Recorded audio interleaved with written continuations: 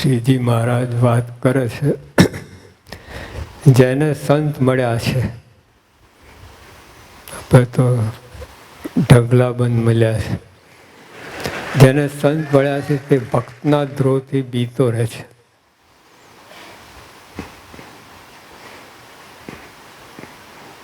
કેવી વાત કરી.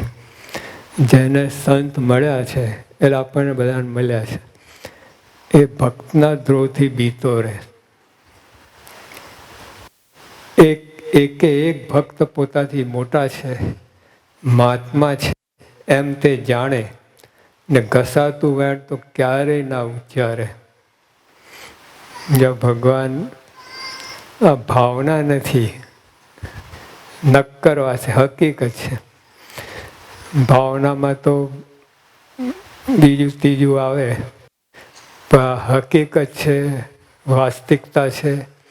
એટલે આ પ્રમાણે જો ના રહે તો એને બધો ઘણો ઘસારો આવે, સત્સંગમાં ઘસારો આવે, સત્સંગમાં પાછો પડતો જાય અને પછી સત્સંગમાં રહે કે ના રહે એ પણ મુદ્દાની વાત છે.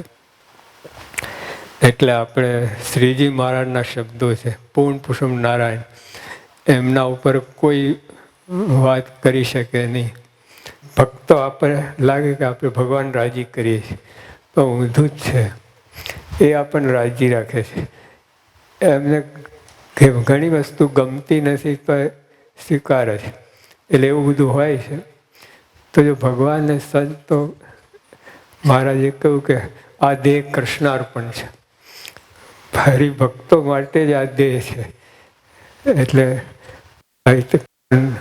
મહારાજે કહ્યું, એટલે ટૂંકમાં જે ભગવાનને આ વાત ગમે છે, જેને સંત મળ્યા તે ભક્તના દ્રોહથી બીતો રહે છે. એક ભક્ત પોતાથી મોટા છે, મહાત્મા છે એમ તે જાણે, ઘસાતું વેણ તો ક્યારેય બોલે, ક્યારેય ના ઉચ્ચારે.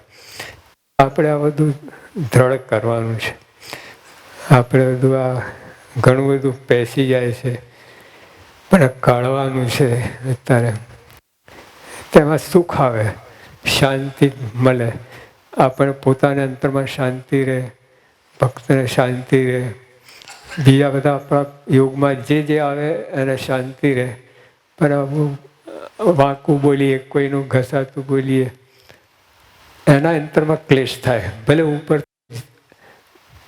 રાજી થાય, કદાચ એને ભરવું પડે એટલે ભરે, પણ અંતરમાં એને સુખ ના રહે. એ ચોક્કસ વાત છે. મહારાજના શબ્દો છે, આપણે એને ઉપરવટ થઈને કાંઈ ના કરી શકીએ. શ્રીજી મહારાજના શબ્દો છે, જેને દેહના અંત સુધી સત્સંગ દ્રઢ કરીને રાખવો હોય, જો આપણને આ સત્સંગ દ્રઢ કરીને રહે તો કેટલા તો નક્કી ના હોય રહે કે ના રહે સત્સંગ. પણ જેને સત્સંગ સમજાવ્યો છે, જેને ભગવાનને સંતની વાત સમજાઈ છે, એને તમે દ્રઢપણે રહે. આ સત્સંગ કદી છોડવો નથી. 101% અંદર દ્રઢતા હોય કે આ સત્સંગ ક્યારે છોડવું નથી. એને એવું મહિમા સમજાવે છે. આપણે અનંત જન્મ લીધા, આ ભગવાન સંત ક્યારેય બન્યા નથી. શ્રીજી મહારાજ, ગુણાતીતાન સ્વામી અને આ ગુરુ પરંપરા ક્યારેય મળ્યા નથી. પહેલી વાર આપણે આ યોગમાં આવ્યા છે. પણ ભગવાનને સંત એ સામાન્ય રીતે વર્તે. મહારાજે તો કહ્યું કે હરિભક્તો પણ કોઈ મનુષ્ય નથી. હરિભક્તોની વાત કરી છે, તમે કોઈ મનુષ્ય નથી. એટલે બીજા ધામમાંથી ક્યાંથી આવ્યા છે, એટલે એનો અવગુણ લેવો નહીં, એવી મહારાજે વાત કરી. એટલે આ બધું મોટું તંત્ર છે.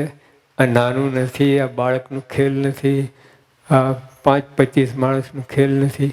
આ તો પાવ મહારાજે નાખ્યો અને પછી યાર ઠેલ વાગ્યો એટલે આપણે બધા ગુરુ પુષ્ટિ કરી અને આપણને અહીં સુધી લાયા છે અને આગળ ચાલશે. કરોડો વર્ષ સુધી ચાલશે. શ્રીજી મહારાજના શબ્દો છે, કરોડો વર્ષ ચાલશે. મારે કંઈ નિયમ અને નિશ્ચય આ બે વાત થશે તો એ સત્સંગ જ રહે, એ સત્સંગની દ્રઢતા રહે. અને ગમે ત્યાં જાય તો એ સત્સંગ મટે નહીં. જેને દેહના અંત સુધી સત્સંગ દ્રઢ કંઈ રાખવો હોય તેણે મોટા મોટા ભક્ત થઈ ગયા તેની રીત શીખવી. મોટાના વર્તન સામું જોયા કરવું. તેની રીત ના શીખે તો કરોડ વર્ષ સુધી સત્સંગ કરે તો પણ મોટાઈ ના આવે. આપણા ભક્તો થકી રીત શીખવી અને જો મન ધાર્યું કરે તો કરોડો વર્ષ સત્સંગ કરે તો મહારાજ કહે કે તો પણ મોટાઈ ના આવે. સત્સંગની રૂઢી છે તે અમે જેમ છે તેમ તમને કહી સંભળાય. આ પ્રમાણે વર્તે તેને ત્યાગી કે ગ્રહી જેવા છે તેવા પરખાઈ જાય છે. અને જે બોલે નહીં પણ એને ખબર પડી જાય કે આવો છે એવી ખબર પડી જાય. આ વાત મોક્ષભાગી જનને અમૃત લે છે તે દિન દિન સમરા તલસે છે. એટલે મોક્ષભાગી હોય એને આ રૂચે, એને સાકરના કટકા જેવી લાગે, એને એમાં જ રચ્યો પચ્યો રહે. અને બીજા ના હોય, આવી મોક્ષભાગી ના હોય. મહારાજે બધા ઘણા પ્રકાર બતાવ્યા સત્સંગમાં, પણ મોક્ષભાગી છે એ વાત જુદી છે. એને ભગવાન સાથે જ સંબંધ હોય, બીજું કોઈ આડાવરી ગોઠવાય નહીં અને એને એનું જ કલ્યાણ થાય. અને આપણે બધા બાપાના પ્રતાપ પ્રમુખ સ્વામી મહારાજ, ગીવાપા, શાસ્ત્રી મહારાજ એમના બધાના પ્રતાપે આપણે આ રૂઢી છે એમાં ચાલ્યા જેવું, આમાં જ માલ માનવું. ભલે થાય તમને બાળકની રમત કા તે બધું, પણ આ જ રૂઢી રીત છે. સહેજાનંદ સ્વામી મહારાજ.